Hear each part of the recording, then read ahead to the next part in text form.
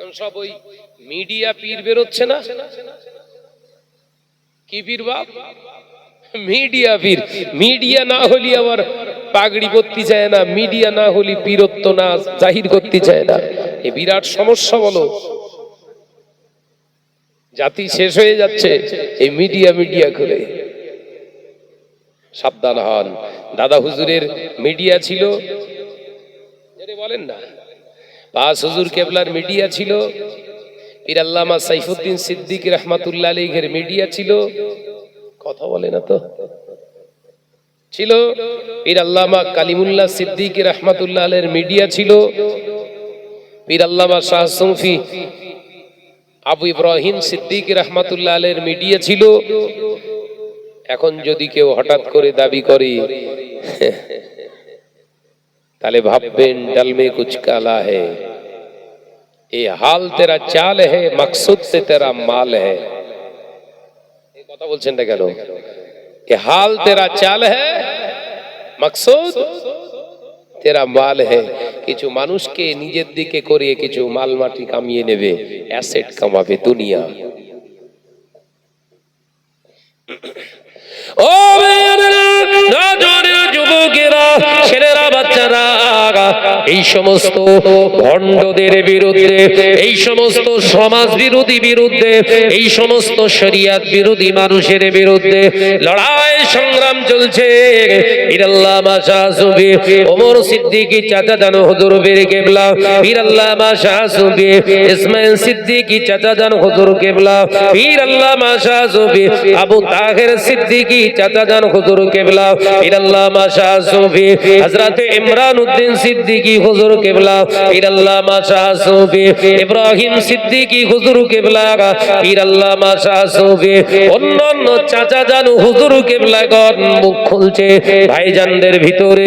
জনাব পীরজাদা আলাহাজ ইসহাক সিদ্দিকী ভাইজান হুজুর কেবলা, পীরজাদাদের ভিতরে, চাচা জানদের ভিতরে পীর শাহ সুফি পীরজাদা তোহা সিদ্দিকী চাচা জান হুজুর কেবলা, পীরজাদা ভাইজান নুরুল্লাহ সিদ্দিকী ভাইজান হুজুর কেবলা, পীরজাদা হযরত মাওলানা জনাব ভাইজান হযরতে সাফিরি সিদ্দিক ভাইজান হুজুর কেবলা, পীর হযরতে পীরজাদা শাহ সুফি বড় বড় আল্লাহ ওয়ালা ভাইজান হুজুর কেবলারা মুখ খুলছে।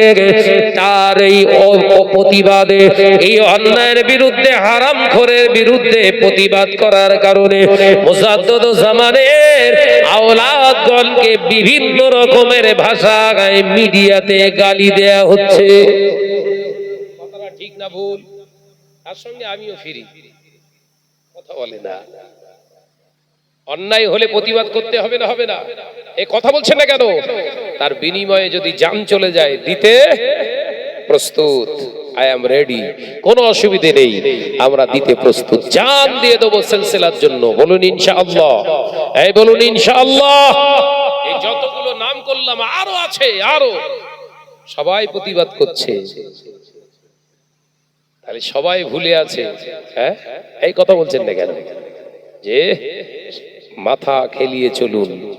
আমি আলোচনা করছিলাম শাহ সুফি হযরতে বাকি বিল্লাহ খাজা বাকি বিল্লাহ রহমাতুল্লাহ আলাইহির মুরিদটা ইবাদতে মশগুল হয়ে গেলেন।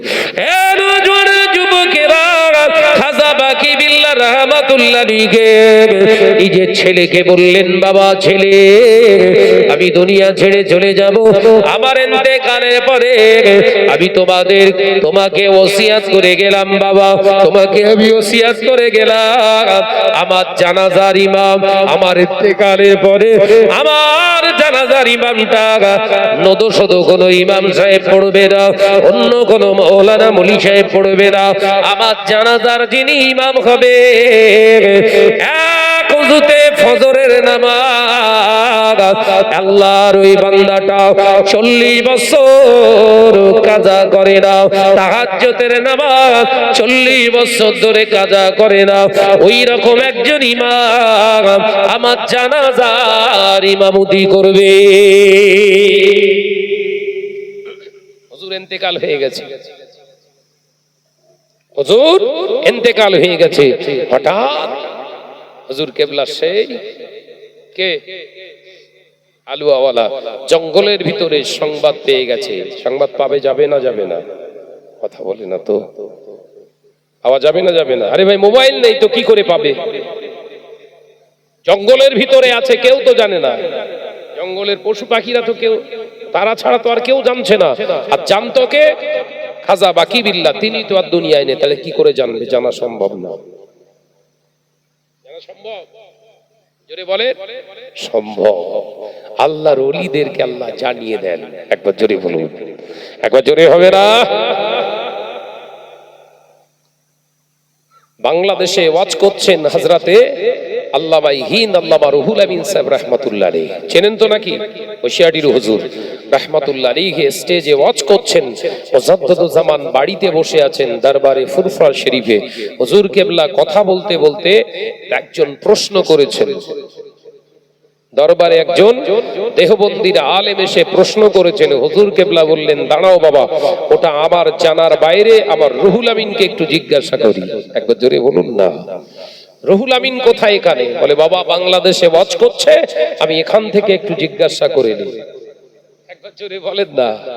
হযরতে মুসাদ্দিদুজ জামান দাদা পীর রাহমাতুল্লাহ আলাইহি নিজের ওন্নাটাকে, হাজি রুমালটাকে নিজের মাথার উপরে চাপা দিয়ে হুজুর ডাকলেন। আল্লামা রুহুল আমিন ওয়াজ করতে করতে হঠাৎ ওয়াজ বন্ধ করে দিয়েছে। একবার জোরে বলেন, কানেকশন আছে না নাই? আর আমাদের ইলিও কাজ হচ্ছে না। ফাস্কর ফোন কেটে গেছে, আবার নাড়া দিচ্ছে, আওয়াজ চলে গেছে। তো কথা বলে না কেন? টাকায় দিয়ে যন্ত্র কেনা, তাতেও কাজ হচ্ছে না। এত বড় ইমানদার, আর মোবাইল নাই, কিচ্ছু নাই, কিচ্ছু নাই। হুজুর হাজি রুমালটা চাপা দিয়ে বললেন, বাবা রুহুল আমিন, হুজুর ওয়াজ বন্ধ করে দিয়েছে। জি হুজুর, ওয়াজ করছো বাবা, আমার এই অ্যানসারটা কি হবে? সামনে আপনারা বসে আছেন, হঠাৎ ওয়াজ করতে করতে ওয়াজ বন্ধ করে যদি বলি, ওয়াজ বন্ধ করে দিবেন। জি হুজুর বলেন। সন্দেহ আসবে না? আসবে না? নতুন কোন ভণ্ডর আমদানি হলো নাকি রে বাবা? কথা বলছেন না কেন? দর্শকরা সব চাতক পাখির মেয়ের মতো চেয়ে আছে। কি ব্যাপার হুজুর বলেন।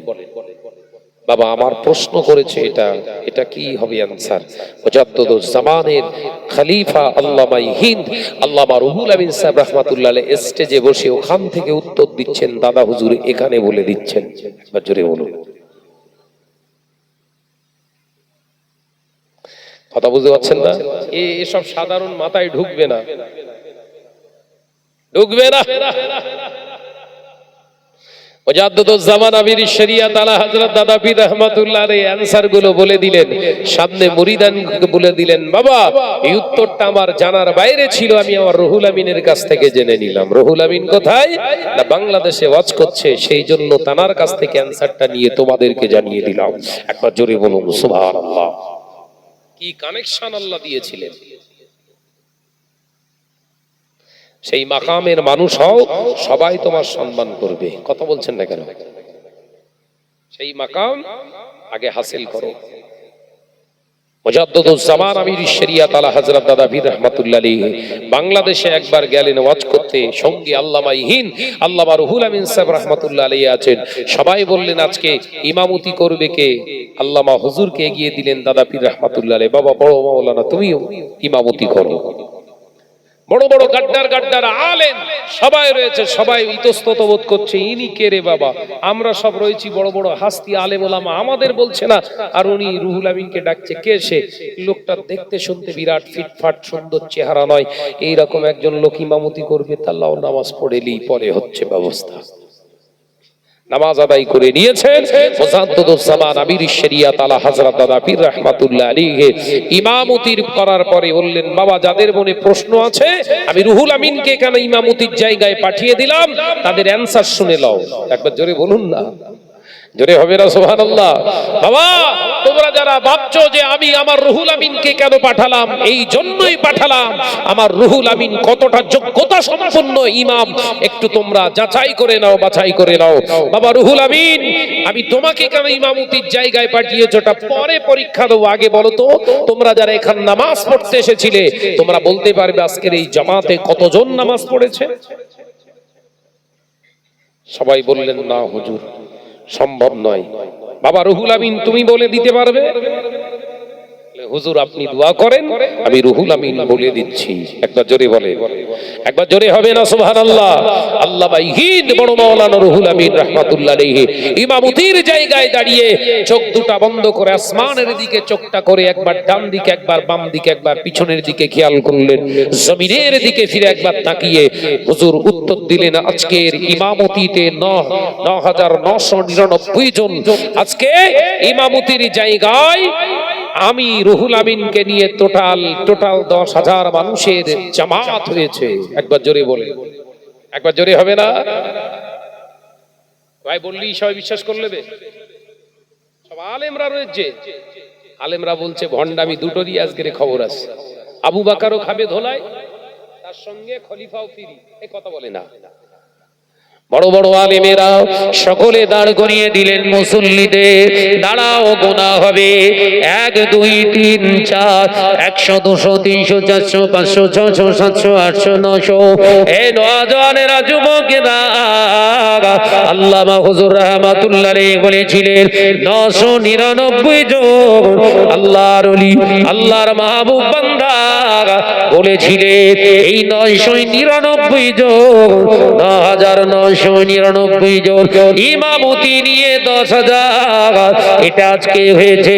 ওই গুনে গুনে আলেমেরা মুসাদ্দদ জামানের কদম দুটা জড়িয়ে ধরে বলেছিলেন, হ্যাঁ হুজুর আপনি ঠিকই বলেছেন, আপনার রুহুল আমিন ইমামের যোগ্য। একবার জোরে বলে, আলেম হলি হবে এই কথা বলে না, হুজুর হলি হবে। যদি দৌড় ঠেলা হুজুর হয় কথা বলে না, হুজুর হলি হবে। আল্লাহ আমাদের হেফাজত করেন, বলুন আমিন। আমি সে ভুলে যাচ্ছি, সে অন্যদিকে চলে যাচ্ছি, যে খাজা বাকি বিল্লাহ রাহমাতুল্লাহ আলাইহি ওসিয়াত করলেন কি জানাজার ইমাম হবে। ভুলে যাচ্ছেন নাকি? জানাজার ইমাম হবে কে? যার জীবনে ফজরের ওয়াক্তে ৪০ বছরের ভিতরে ফজরের নামাজ কাজা নাই, তার সঙ্গে তাহাজ্জুদ কাজা নাই। একবার জোরে হবে না সুবহানাল্লাহ? এমন সময় ইমাম খুঁজে পাওয়া যায় না। বড় বড় আলেমে দ্বীনকে জিজ্ঞাসা করলে, আপনাদের কি কোনো অসুবিধা আছে? হ্যাঁ আছে, আমাদের কাজা আছে, আমাদের তাহাজ্জুদটাও কাজা আছে। না না, কেউ ইমামতির জায়গায় যেতে চায় না। ছেলে পেরেশান, হঠাৎ দেখতে পাওয়া যায় জঙ্গল থেকে ঘোড়ার পিঠে সাওয়ার হয়ে কালো একটা চাদর মুড়ি দিয়ে লোক বেরিয়েছে যে জঙ্গল থেকে। ও আল্লাহর বান্দারা, চলুন দাঁড়িয়ে যান, কাতারে দাঁড়িয়ে যান, জানাজার ইমামতিটা আমি করে দিচ্ছি। একবার জোরে হবে না? সবাই দাঁড়িয়ে যান, জানাজা হবে।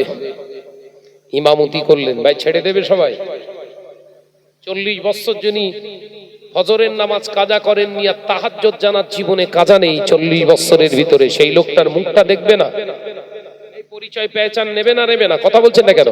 যে সবাই গোল করে ঘিরে ধরেছে। হুজুর কেবলার দাফনের পরেই বললেন, হুজুর বেয়াদবি নেবেন না, আপনার পেহচান পরিচয়টা দেন। ও যুবকেরা, ছেলেরা, বাচ্চারা, পর্দানশীনা মা ও বোনেরা, হযরতে খাজা বাকি বিল্লাহ রাহমাতুল্লাহ আলাইহির দাফন দেওয়ার পরে ওই অচেনা ব্যক্তিটার মুখের রুমালটা সরিয়ে নিয়েছিলেন, চাদরটা সরিয়ে নিয়েছিলেন।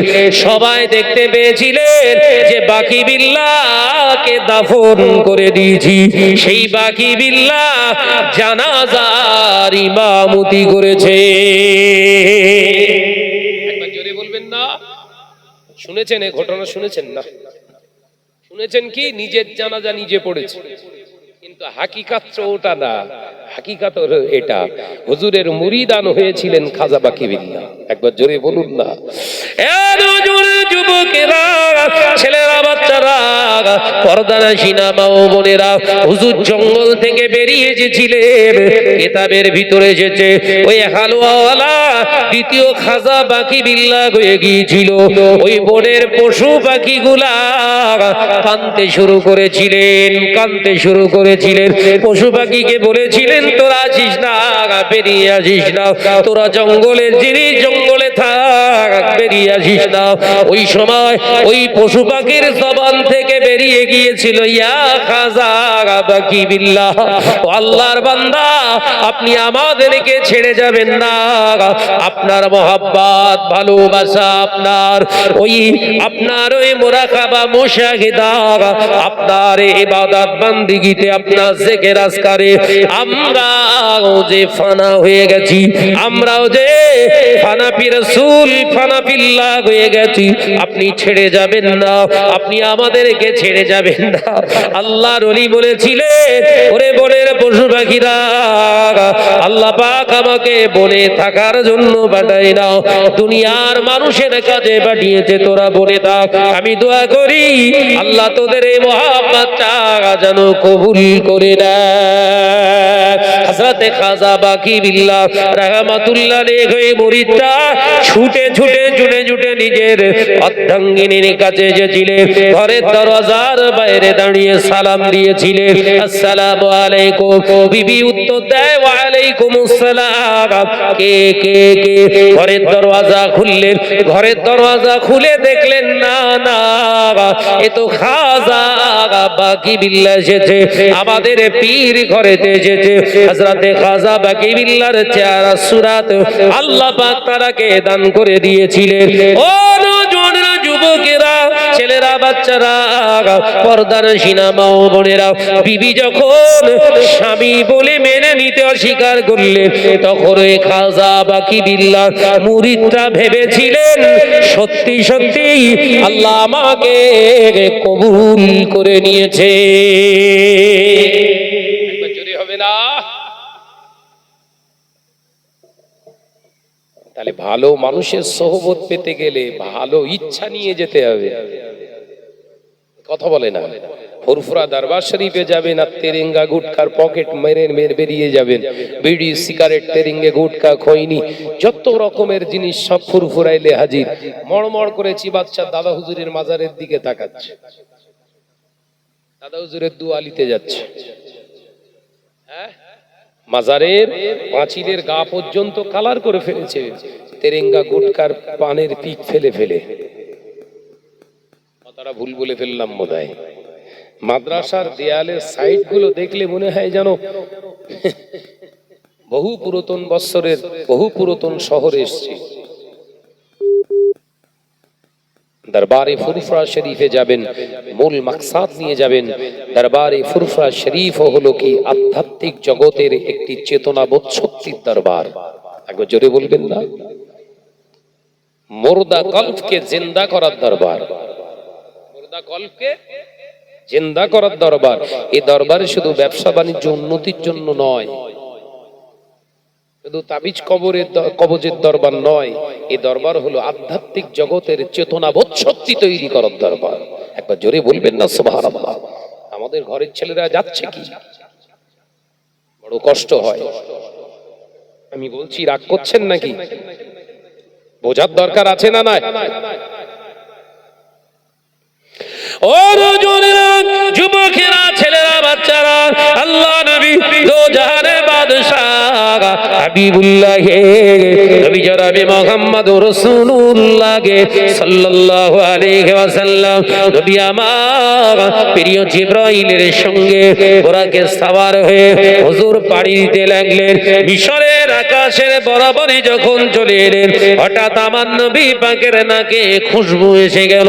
আল্লাহ নবী জিজ্ঞাসা করলেন, ও ভাই জিবরিল আমিন, এখন কি আমরা জান্নাতের কাছাকাছি আছি নাকি?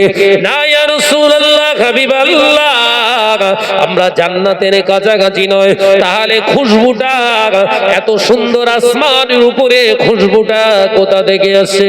আল্লাহর নবীর জবাবে জিবরিল আমিন বলেছিলেন, ইয়া রাসূলুল্লাহ, হাবিবাল্লাহ, এই মিশরের জমিনেতে এই মরু ময়দানে এমন একজন আল্লাহর বান্দির কবরস্থ করা আছে, যার ইমামতি নিজে আমি জিবরিল আমিন করেছিলাম। একবার জোরে হবে না? নারায়ে তাকবীর, নারায়ে তাকবীর। জনাব আলহাজ হযরত মাওলানা ভাই শাহ আলম সাহেব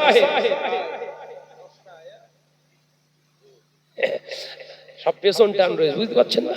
ওই জন্য একটু বলে দিলুম যে আমার নজনেরা, যুবকেরা, কিসের খুশবু বললেন? আমি তাফসীর থেকে বলছি, গল্প করতে আসিনি, ওয়াজ করতে এসেছি। শুনছেন তো নাকি? খুশবু কিসের খুশবু? বেহেশতের, জান্নাতের খুশবু। জিবরিল আমিন এই খুশবু কি জান্নাত থেকে আসে? না ইয়া রাসূলুল্লাহ, এই জান্নাতের কোনো খুশবু নয়। এই খুশবুটা হলো মিশরের একজন কবরস্থান থেকে, কবর থেকে মিশরের এই বালুকা রাশির ভিতরে একজন মহিলা আল্লাহর বান্দি, তার কবরস্থ করা আছে, সেই কবরের খুশবু আপনার নাকে আসছে। কই জোরে হলো কই? সম্ভব আছে না নাই? কথা বলছেন না। যে আমার পিসায় হুজুর কেবলাকে বুড়ো ভাম বলেছিল, বেহায়া, নিলজ্জ, দোকান কাটা মলি সাহেব, বুড়ো ভাম বলেছিল, সরকারের দালাল বলেছিল। আল্লাহ পাক 2018 সালে দুনিয়া থেকে দালাল তুলিয়ে নিলেন। আর 2021 সালে তার 22 সালে তার কবরটা ভেঙে গেল, মাথার দিকে ধসে পড়ে গেল, গোটা ফুরফুরার মাজার চত্বরটা খুশবু শুরু হয়ে গেছে। জোরে বলবেন না? তিনি কে? পীর আল্লামা শাহ সুফি সাইফুদ্দিন সিদ্দিকী রাহমাতুল্লাহ আলাইহি। তার সম্পর্কে খারাপ খারাপ মন্তব্য করেছো তোমরা।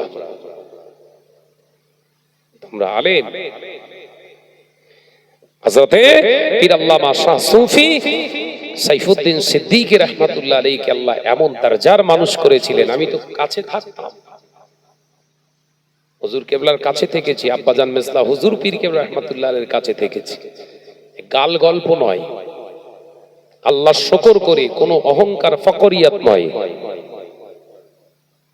কত বড় আল্লাহ জবরদস্ত বড় বড় আল্লাহর ওলি ছিলেন, আমি নিজে চোখে দেখেছি। তাদের শানে পর্যন্ত বিয়াদবি করতে তোমরা কণ্ঠিত বোধ করনি। তোমরা আলেম দাবিদার। যুবকেরা, ছেলেরা, বাচ্চারা, পর্দার শিনা, মা ও বোনেরা, পীর আল্লামা সাইফুদ্দিন সিদ্দিকী রাহমাতুল্লাহ আলাইহির কবরটা ধসে যাওয়ার কারণে মাথার দিকটা ধসে গিয়েছিলেন। পীর আল্লামা শাহ সুফি ইমরানউদ্দিন সিদ্দিকী ভাইজান হুজুর কেবলা হাফিজাল্লাহ, হুজুর কেবলা আমাকে বললেন, মুয়াজ্জিন সাহেব কি বলবো, ওই কবরটা ভেঙে যাওয়ার কারণে আমি নিজে গিয়েছিলাম আব্বাজানের কবরটায় মাটি দিয়ে, বালি দিয়ে ভর্তি করে দেওয়ার জন্য। গিয়ে দেখলাম মাথার কাছে আব্বাজানের কবরের অংশটা যখন ভাঙা পড়ে গেছে, ওই জায়গা দিয়ে চোখের দিয়ে কবরের দিকে চোখটা পড়ে গেল। আব্বাজানের কবরের দিকে লক্ষ্য করে দেখলাম কাফনের কাপড়টা এতদিনে ময়লা পচে যাওয়ার কথা ছিল, কিন্তু চকচকে ঝকঝকে নতুন অবস্থায় রয়েছে। একবার জোরে হবে না? খুশবু জাহির হয়ে গেছে। নবী বলছে, জিবরিল ভুলে যাচ্ছেন নাকি? আল্লাহ ওয়ালাদের খুশবু দুনিয়াতেও থাকে, আখেরাতেও থাকে। একবার জোরে বলে। যুবকেরা, ছেলেরা, বাচ্চারা, আল্লাহর ফেরেশতা জিবরিল আমিন বললেন, ইয়া রাসূলুল্লাহ, হাবিবাল্লাহ, হুজুর ওই মহিলা ছিলেন মুসা নবী আলাইহিস সালামের একজন উম্মতি, আর তার কোলের 3টি বাচ্চা। কে ছিল? মুসা আলাইহিস সালামের একজন উম্মতি মহিলা, আর তার কোলের 3টি বাচ্চা।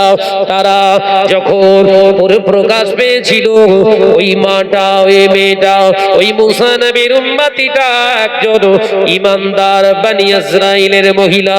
উনি যখন ঈমানওয়ালা প্রকাশ করলেন, ওই মিশরের বাদশা ফেরাউনটা কি করেছিলেন? তার হাত পায়ে দড়ি দিয়ে বেঁধেছিলেন, বলেছিলেন, রে বান্দি, আমাকে আল্লাহ খোদা বলে মেনে নে, আমাকে আল্লাহ বলে খোদা বলে মেনে নে। কিন্তু না, ওই আল্লাহর বান্দি এক জেদের উপরে ছিলেন, জীবন চলে যাবে, সন্তান চলে যাবে, আল্লাহকে আল্লাহ বলে মেনেছি, তোর মতো ফেরাউনকে আমি আমার খোদা মানতে পারবো না। একবার জোরে বলে, এটাই হলো ঈমান। দুনিয়ায় হাজার উপঢৌকন দেবে, সারপ্রাইজ করবে, গিফট করবে, বিনিময়ে ঈমান হেলাতে পারবে না। 500 টাকা ভূগোল চেঞ্জ হয়ে গেছে। এরকম বড় বড় ইমানদারের ভেতরেও আছে। এই কথা বলছেন না কেন? 500 টাকায় নাই, এক কাপ চা। সত্যকে মিথ্যা, মিথ্যাকে সত্য।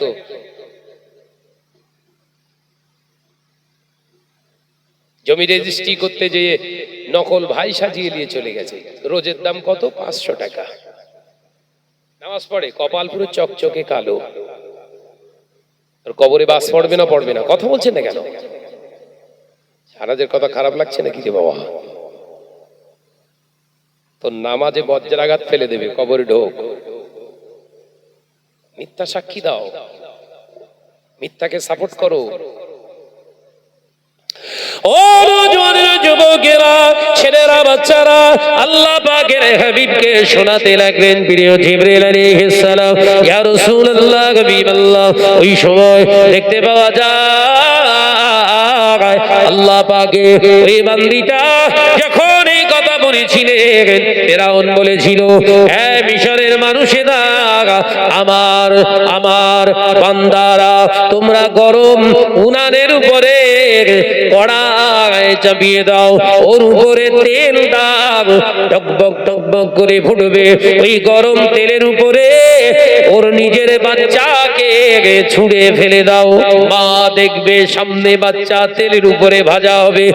মায়ের অন্তর, বড় অন্তর দগ্ধ হয়ে যাবে, ভিতরটা বাধ্য হয়ে যাবে ঈমানটাকে চেঞ্জ করতে। আমি ফেরাউনকে এক বলে মেনে নিতে বাধ্য হয়ে যাবে। ও নওজোয়ানেরা, যুবকেরা, ছেলেরা, বাচ্চারা, সামনে আনা হলো গরম কড়াইয়ে টকবক টকবক করে তেল ফুটছে। এমন সময় বলল, বল আমাকে মানবি কিনা, আমাকে মানবি কিনা, আমি তোর খোদা, আমি তোর রব। ওই সময় আল্লাহর বান্দি বলেছিলেন, মুসা নবী আলাইহিস সালামের উম্মতি বলেছিলেন, না না না, আমার আল্লাহ হলেন রব, আমার আল্লাহ হলেন সব। একবার জোরে হবে না?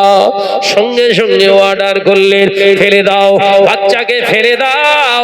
গরম তেলের উপরে দুটি বাচ্চাকে ফেলে দিয়েছে।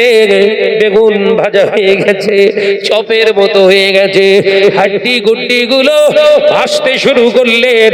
মা, জনম দুঃখিনী মা, ঝরঝর ঝরঝর করে চোখ দিয়ে পানি পড়ে আল্লাহর কাছে দোয়া চায়, ও রব্বুল আলামিন, আল্লাহ আমাকে সবর দান করো, আমাকে ধৈর্য ধারণ করার ক্ষমতা দান করো। আমার আল্লাহ কোরআনে নোটেট করে দিলেন, বান্দা, সবর হলো সবথেকে বড় চাবিকাঠি। সফলতার চাবিকাঠি হলো সবর। আমি আল্লাহর কাছে পাওনা চাওয়ার, আমি আল্লাহর কাছ থেকে পাওয়ার বড় প্রসেস হলো সবর। ইস্তাঈনু বিস-সাবরি ওয়াস-সালাহ, ইন্নাল্লাহা মা'আস সাবিরিন। জোরে বলেন, কই জোরে হলো, কই কই জোরে হলো, কই? নারে তাকবীর। নামাজ শুধু পড়লে হবে না, সহনশীলতা অবলম্বন করো। নামাজের মুসাল্লাতে আল্লাহর কাছে যাচো, চাও, ধৈর্য তার সঙ্গে চাওয়া। আল্লাহ বললেন, ইন্নাল্লাহা মা'আস সাবিরিন, নিশ্চয়ই সবরকারীদের সঙ্গে আমি আল্লাহ। একবার জোরে বলুন, কই জোরে হলো না? আর একটু ঝেড়ে বলো না। আল্লাহর নাম নেবে এত বখিলতা কেন রে ভাই?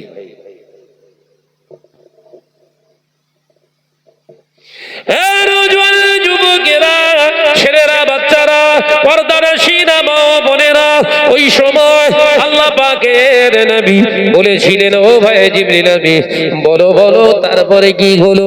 ইয়া রাসূলুল্লাহ, হাবিবাল্লাহ, ওই মহিলাটাকে আবার বলা হলো, এই বল বান্দি, আমি কি তোর রব নই?